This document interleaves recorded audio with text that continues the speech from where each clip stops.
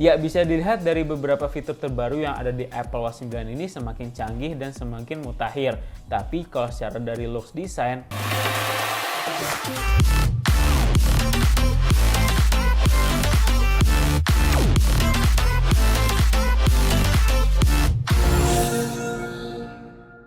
dan kebukti untuk acara Apple Event di tahun ini, Apple memperkenalkan hanya dua produknya saja, Apple Watch dan juga iPhone. Gue tersentuh dalam pembukaan video Apple Event di tahun ini, yang dimana seseorang pengguna Apple Watch dan juga pengguna iPhone itu bisa terselamatkan nyawanya dan dia bisa merasakan kebahagiaan untuk merayakan ulang tahunnya di tahun yang akan datang dan di tahun seterusnya.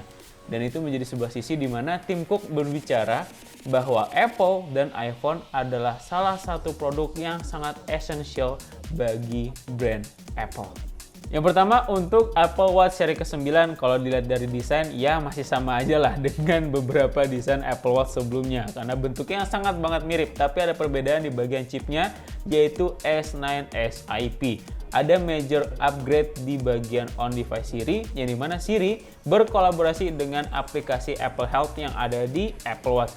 Jadi ketika kita ingin meminta tolong untuk mengingatkan minum obat, terus kita bertanya, "Hey Siri, sudah berapa langkah yang aku ambil di hari ini?" Itu bisa secara otomatis Siri menunjukkan data di Apple Watch-nya. Ditambah lagi untuk produk yang dirilis pada Apple Event tahun ini, untuk Apple Watch 9 dan juga Apple Watch Ultra sudah memiliki device ultra wideband connectivity, yang dimana bisa precision finding for any iPhone.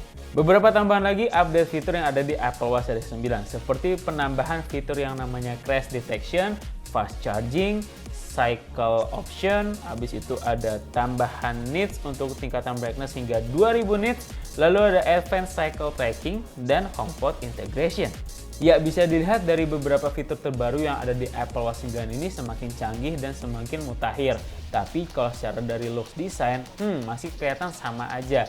Lanjut ke produk selanjutnya adalah Apple Watch Ultra seri kedua. Dan ini sangat di luar ekspektasi ya. Karena berdasarkan beberapa konten Pengko kemarin, rumornya adalah Apple Watch seri kedua ini akan memiliki warna terbaru. Tapi sayangnya tidak sama sekali. Hanya beberapa penambahan fitur terbaru saja yang ada di Apple Watch seri kedua ini. Dan penggunaan chipset yang sama dengan Apple Watch seri ke-9, yaitu S9 SiP.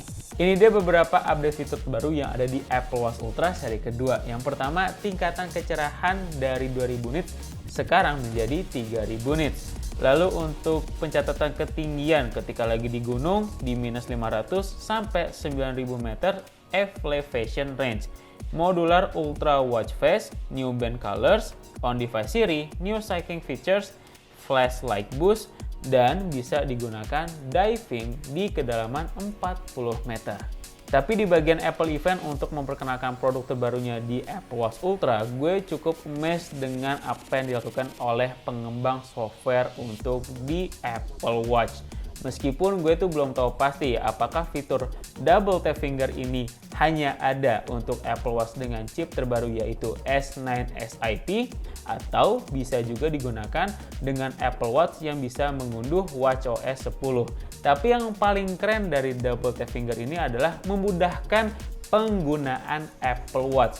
Bahkan yang paling umum dalam penggunaan Apple Watch adalah remote button untuk foto selfie. Cukup dengan double tap finger aja otomatis foto akan terambil. Sedikit tambahan informasi saja, untuk pengunduhan watchOS yang ke-10 bisa kalian lakukan per tanggal 18 September nanti. Kira-kira apakah kalian hanya ingin mengupgrade watchOS saja atau ingin mengupgrade device Apple Watch di salah satu Apple Watch tadi? Boleh tulis di kolom komentar. Jangan lupa like dan share konten ini. Please subscribe dan nyalakan lonceng notifikasinya supaya kita lebih up to date lagi nih dalam menyampaikan informasi seputar produk Apple lainnya hanya di Playinfo.